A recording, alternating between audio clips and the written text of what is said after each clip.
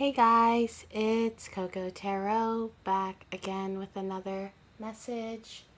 We're just going to get right into it and see what the collective needs to know today. Before I get into the tarot, I am going to pull just some oracle cards and from different decks just to see where you guys' energy is at. I did channel a bunch of songs actually. I'm not going to say them all, but one of the main songs I channeled was a song called On the Radio by Donna. And my interpretation of the song is basically she hears a song on the radio, and even though the dedication isn't with her name or her lover's name or anything like that, she just knows that that song was for her based off how she feels. And it's kind of this idea of knowing that messages or signs or things are for you and not really questioning them too much. I also channeled like 2 or 3 K-pop. I listen to a lot of K-pop and Korean music. I listen to everything actually, guys, from reggae to like German rap. But I channeled like 3 Korean pop songs with the title Destiny. So you guys could be questioning your destiny or thinking about destiny, looking back on things and seeing how they brought you to where you are. But let's tap into the collective energy for sure and see what's going on, where you guys' heads are at. Can we get one card for the collective, please? One card. What's going on with the collective? Thank you so much. Also, when I got that Donna Summer song, I kept hearing the phrase, if the shoe fits. You know, like if the message fits, then it's probably for you. Okay, we got new partner. This card says, a chance meeting is no mistake. It is divinely orchestrated as a catalyst to set the wheels in motion for the fruition of your prayers. Pay careful attention to new people we send into your life. You will recognize them by your sense of familiarity, comfort, and safety. I think I butchered the familiarity part. That's a really hard word for me to say, but it's funny how this says this, and then, you know, the topic of destiny, chance encounters, chance meeting. I just heard meet cute, which is, if you're a writer or you're into movies and stuff, that's the trope of when 2 lovers meet for the first time. It's called a meet cute when you write a scene like that. But you could be being sent, I'm hearing everyday angels, so just the type of thing where, say you're really thirsty and then suddenly someone shows up and like buys you a drink, something. It could even be that simple, but the idea of the divine God, whoever you believe in, sending you exactly who you need at the right moment, and not questioning that, and just kind of going off your intuition and knowing like, okay, maybe this is something I can learn from, or this encounter can be something that teaches me something. It's like you thinking of something, say you're thinking of SpongeBob, okay, and then a stranger on the bus coming up and asking you about SpongeBob, and you being like, what, there's no way there's a correlation, but there is. Not questioning too much why you're being sent a certain message, but just embracing it. So let's see, because this is actually very interesting. We're going to get another card from the Power of Love. You could feel like you have a guardian angel. This could be in regards to love too. Some of you guys could be getting in new relationships or new friendships, new business partnerships, everything being divinely orchestrated so that you can succeed. Can we get a card for the collective to add to the spread? Thank you so much. Okay, cause and effect. You are aware that the love you create in your thoughts is an agent of change and the foundation of your results. I don't know why it's so funny to get cause and effect after chance meeting, after destiny. You could feel called to something recently, or like you want to answer a call to something you've always been called to. But with cause and effect here, it really feels like those steps that you take that seem like they don't mean anything, but really they mean everything, because they're bringing you into a certain foundation or into a new beginning. There could be things in your life going on right now that you don't understand. But once again, it's all being orchestrated. It's all a catalyst to give you the things you do want, even though it might not seem like it. And I got this in a message a few readings ago. Or I got this in a reading a few messages ago. I don't know how to say that, but it's like you planting the seed without knowing that you're planting a seed. But everything you're doing right now is helping you grow. It's helping you advance, and it's where you're supposed to be. If you've been questioning, is this the right thing for me, or is this what I'm supposed to be doing? Is this the path I'm supposed to be walking? It is, but there's also this feeling of you not to worry so much about if it's destiny and just taking that leap. That's the thing with destiny. You know, we question if things are meant to be, if they're destiny, but that's something you can't really know until you reach a certain point past the present, before you can look back and realize that it was for your greatest good or your best good. With all the colors here too, you could want to align your chakras or do some Reiki. That could be good for you guys. Let's get another one and see. Can we add to this, please? Can we get one more to add to this? This chance encounter, you guys could have had a chance encounter recently or ran into someone that you hadn't seen in a while. I do feel like that. Maybe a reunion. You could have had a reunion with someone recently. But we got big picture thinking. Platist energy, visionary, inspired ideas. With this little gateway or archway here, it does feel like embarking on something new or starting something new. You could have started a new project recently, or say you're a writer, you could have started a new story.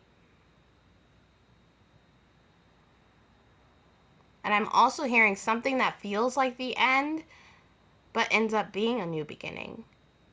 Seeing things as a bigger picture instead of through this small window of emotion, because that's where you are right now. Seeing things as a whole, you know, a greater purpose. You could be really inspired lately, having a lot of visions of things that you want to do, ideas that you want to implement into projects or even into everyday life. So picking up habits that give you more mindfulness or help you be grateful. I keep hearing that some of you guys are waiting to mount a horse or waiting for some kind of particular feeling or moment in order to act on an idea. And the only way that idea or that prayer is going to come to fruition, like it says here, is to act on it, or to, by acting on it, creating that cause and effect of knowing, you know, whether it's going to work for you or whether or not it is, by going for it. I feel this energy of you going for something without necessarily questioning it or over analyzing it. Obviously being cautious and not just making a leap to make a leap, but being analytical about where this leap is going to take you. Okay, let's get one for the collective, please. This is a lot of intense energy, I feel. You know, you're being helped. Heaven is working behind the scenes to help you, even if you don't realize the results yet. Exactly, guys. It's like maybe you've been working on something for a while, or you feel a little frustrated with a result of something, but this is all supposed to be happening in this way for you to enter a certain energy that opens that gateway. There's a child here too, so it really feels like, you know, maybe this is you now and this is you as a child. Maybe you had a lot more drive or wonderment, and then growing up you kind of hardened yourself, and you, for some of you, this is you getting back to this childlike energy, this belief that things can go well. And I literally just said that, like, it could feel like you're not on the right path right now, or you questioning what you should be doing when you're right where you need to be. You're doing exactly what you need to be doing. Tell me more. Give me one more for the collective. After this, we'll get into the tarot. And look at this. Destiny. What did I tell you guys? This word has been following you guys. I heard it in so many songs, and, you know, I am American. I speak English, but I do channel songs that aren't American or English sometimes. And it's funny because when that happens, I'm like, why is this song in my head? It's in a different language. I can't even sing it. I look up the lyric translation and it actually will tie into how I'm feeling. It's sort of like that, not being able to decipher this language of your soul. And being like, I don't know what this means, but I'm still going to do it. I'm jumping in, but I don't know what I'm jumping into. And the divine being like, just jump, just leap. It is not in the stars to hold our destiny, but in ourselves. I'm a firm believer in destiny, but I also believe that sometimes it needs a jump start. It needs a little push. And that's what you're being asked to do, is to bring in new energy, new love, new partnerships, new ways of thinking by acting and doing something differently. Some of you guys could be stuck in a routine or stuck doing the same things over and over, but it's like shaking up your energy so that you can bring in what you want, because what you want is there for you. You're being helped. You're being guided to that. But you have to trust that even though you're walking the path of destiny, it doesn't mean that you have to be frightened with each step. It doesn't mean that you have to question every little thing. This could also talk about just being present and trusting that the work you've put into something or someone or an area in your life is going to yield that result. But also not being afraid to shake things up or to try something new, to try something different, because you're being helped and you're being guided through this. And this is all a part of your path. Even questioning the path is a part of your path, if that makes sense. This is so crazy that, I talked about destiny and that's where we are. Whatever you're into right now, it really could feel like it's not where you're supposed to be, or that things are tough, or whatever it is for you, but it truly is where you're supposed to be. All right, let's get into the tarot and see what's going on with the collective. Can we clarify this destiny with the collective? Thank you so much. Clarify this? The Ten of Swords. So it can be about betrayals. It can be about being stabbed in the back. But sometimes the Ten of Swords, for me, I really think about endings, new cycles, the World card, that 10, things changing, and us not being able to control that change, just rolling with the punches.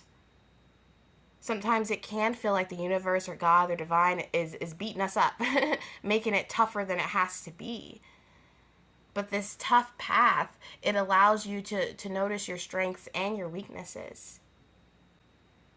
And with the Ten of Swords here, all these swords, and then he's got this musket in his pocket, it feels like you're very protective of yourself, of the people around you, of your energy, which is great, but being that protective, sometimes it's hard for you to be vulnerable.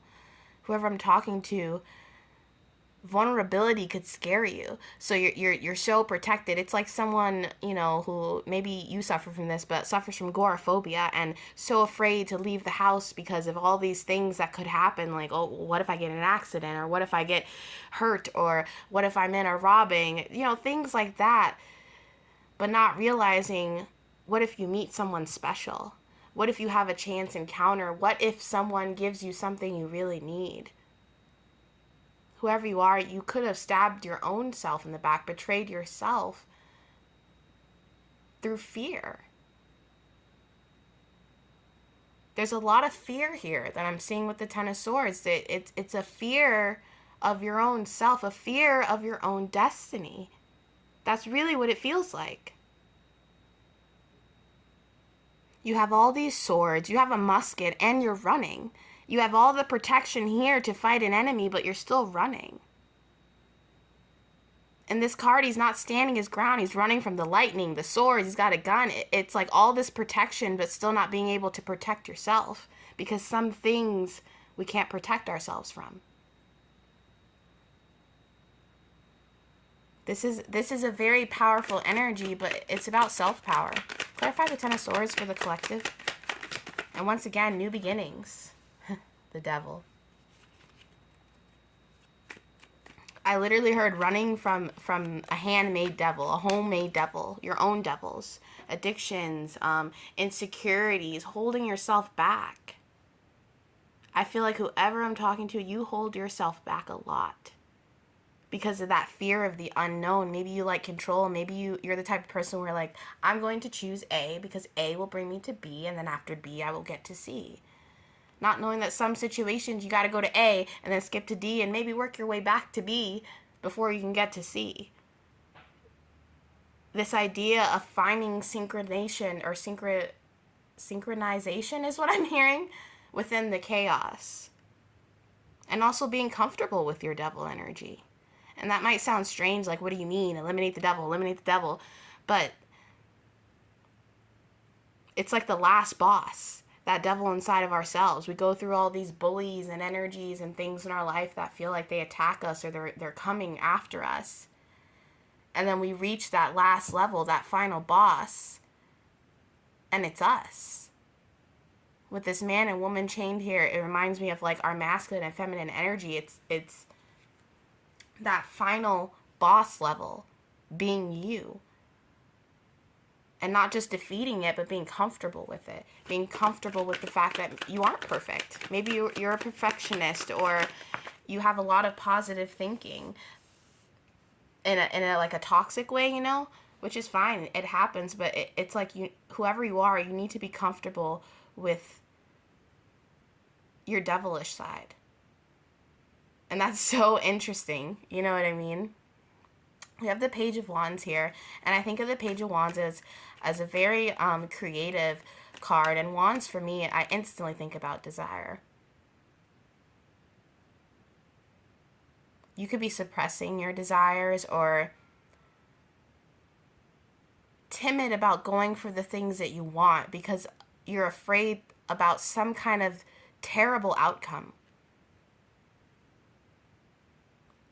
You could suffer from OCD or just be afraid of something. It's like the boogeyman, that like being afraid to look under your bed because there might be a monster. Even though you're an adult and you know monsters aren't really real. It's kind of like that, like being afraid of this big bad wolf. But I feel like with the Devil card here and the Ten of Swords, it's like you make things scarier than they are, or it becomes scarier than it actually is just by the thought of it. And this could even just be your path, your destiny. What, you know what I mean? Finding out what you desire and going for it, but trying to figure out how to do that without ruining your life or ruining your mental state.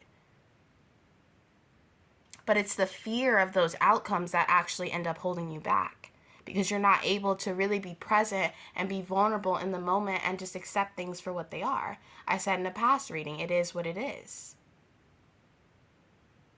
And knowing that you have the swords, you have the guns, you have the legs to deal with whatever situation this is.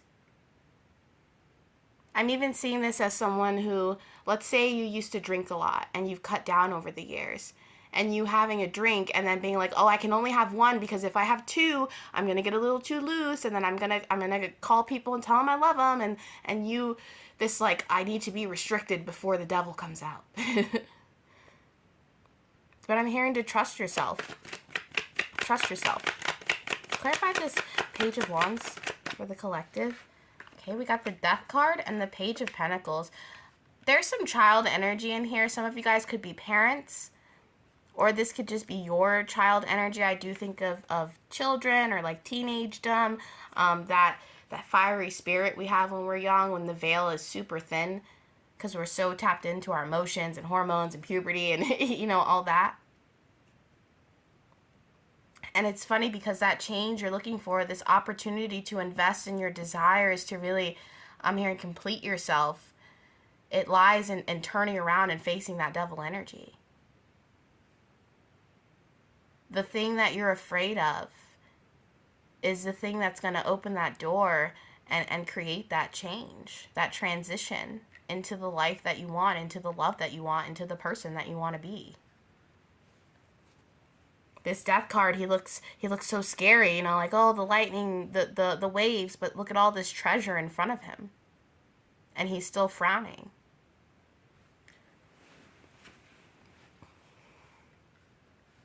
The treasures or the riches that you want in life, you have to go for them. And I'm hearing conquer them. So that could be conquering you, conquering this inner self. To have the Death and the Devil and the Ten of Swords, it really feels like I'm hearing a role reversal.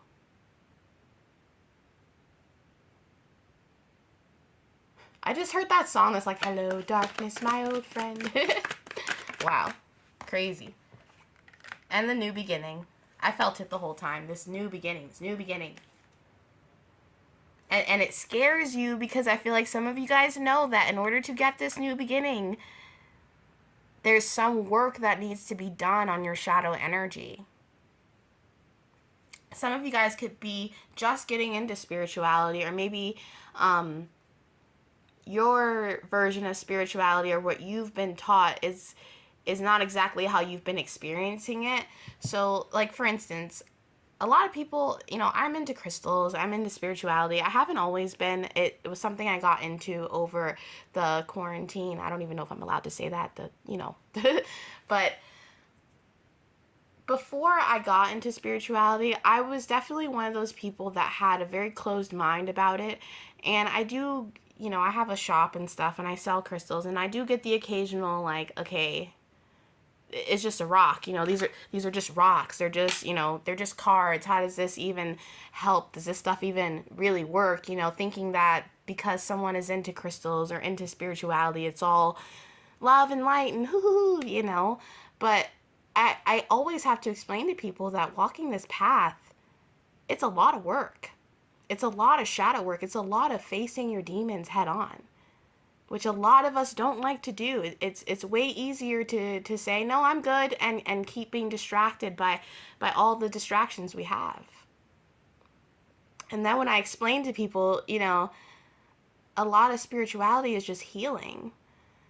It's just learning how to face yourself and face your problems, and realizing that maybe all these devils in your life that you faced started with a devil inside of you. Sometimes the devil isn't this red-horned figure waiting to possess you and come in. The spirit's your cabinets. Sometimes that devil inside of you is that energy that won't let you finish your meal because you're afraid that you're going to gain weight. Or that energy that makes it hard to quit cigarettes because you're so stressed, and if you quit, you're going to blow up and you don't want to yell at this person. It's like that. The devil can be very personal. And sometimes it's not something we could just sage away. And I truly feel like whoever I'm talking to, you're so ready for this new beginning. But to get that, there's this work or this acceptance that you need to have about your shadow energy. If you used to shoplift in the past, instead of just being like, no, I'm better, I can ignore that, really going back and being like, well, why did I do that? Or what, you know, really questioning your shadow energy instead of being like, well, I'm good now, so I don't have, you know, I'm a good person now, you know? I hope that makes sense, guys, but it's the closer you are to your devils, the closer you can get to the divine, because it's that acknowledgement of the sin. People, you know, this could be a little controversial, I don't know, but it's like people who hate someone who believes in Jesus because they sin. And realizing that it's not about never sinning, it's about the acknowledgement of the sin. And you don't have to believe in Jesus or anything like that. That's not what I'm saying. But that's just an example. Just being able to acknowledge the sin without pushing it away because evil, evil, bad, bad, the devil. You know what I mean? Acknowledging that you have that duality inside of you and how you're going to be able to change that. Walking away from things that don't serve you so you no longer feel stuck. This could be addictions, like I said, smoking, people, walking away from you being critical of yourself. I gave the example earlier of like an eating disorder or just negative self-talk. And I think what that means is walking away from that inner critic, that critic that leaves you empty and leaves you stuck, like you can't progress. It's like wanting to be a singer, But every time you sing, you cringe because you're like, oh, I can't, I didn't really hit that note that well.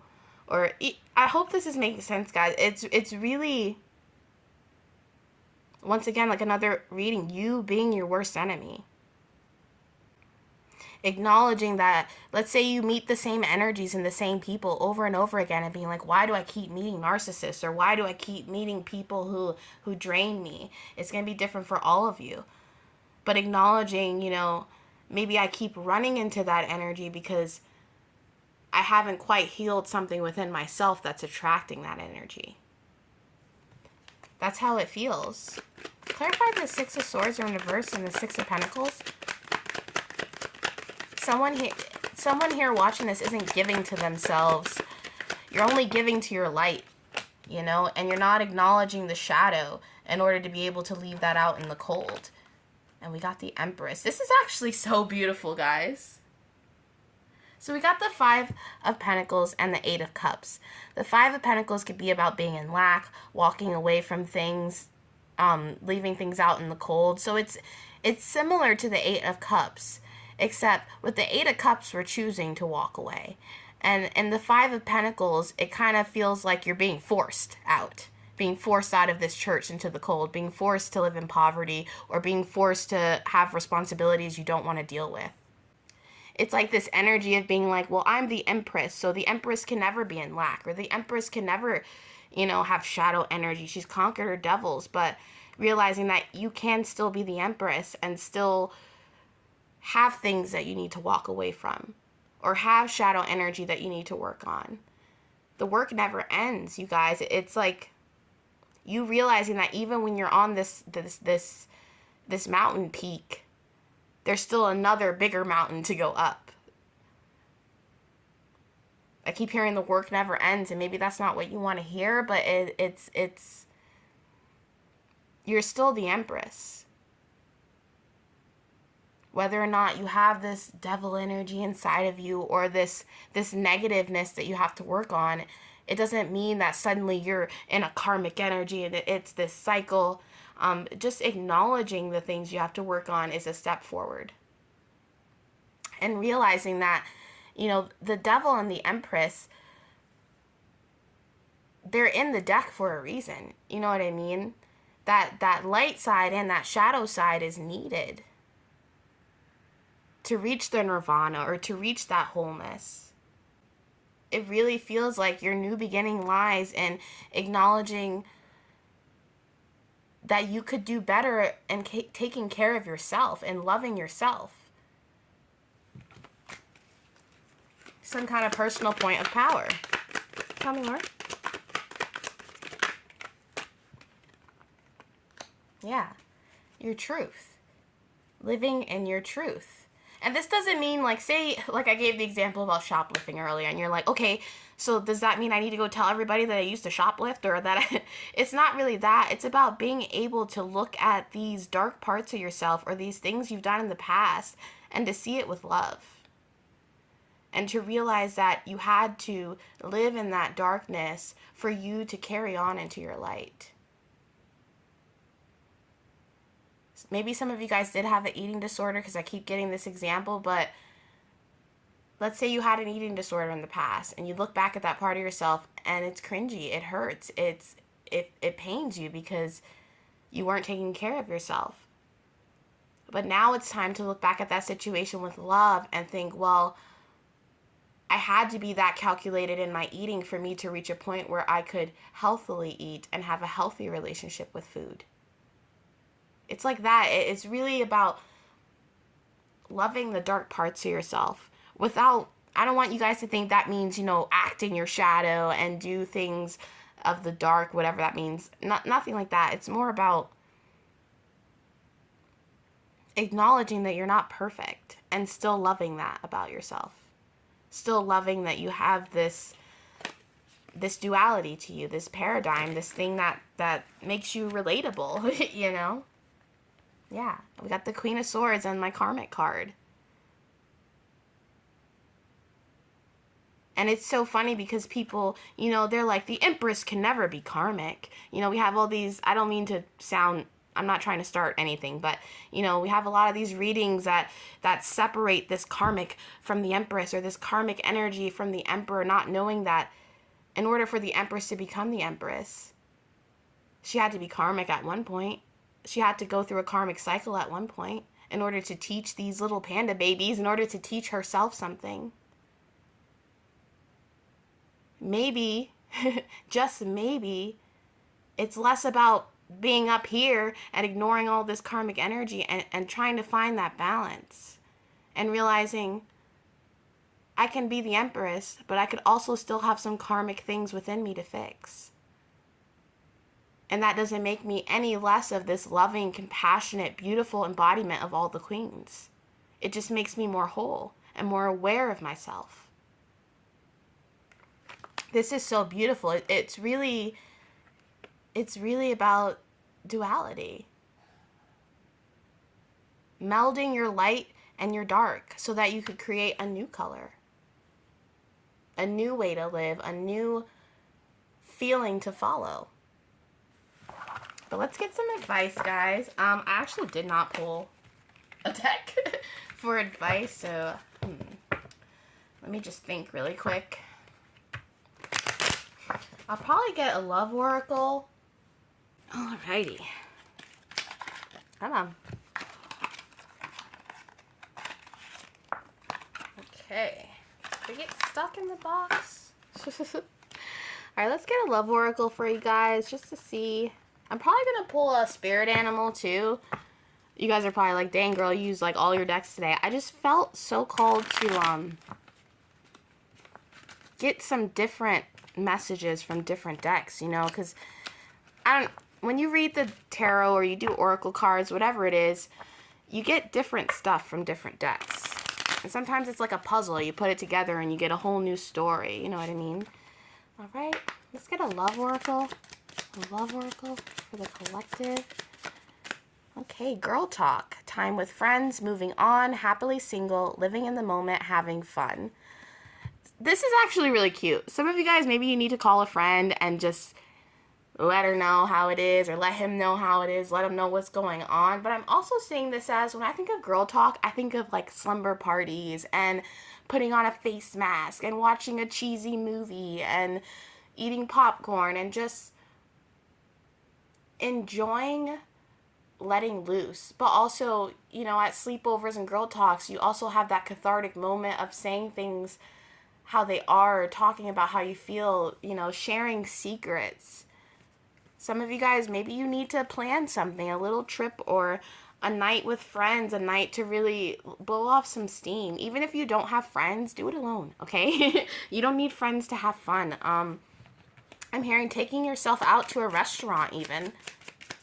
Just being able to live in the moment and have fun and enjoy the moment, being present. Getting things off your shoulder. All right, we got wedding rings, union, wedding, married, soul connection, eternal love, everlasting promise, and the snake. Competition, enemy, clever, malicious, look over your shoulder, the other women, or women. There's a lot of like girl, women. You could be a feminine energy.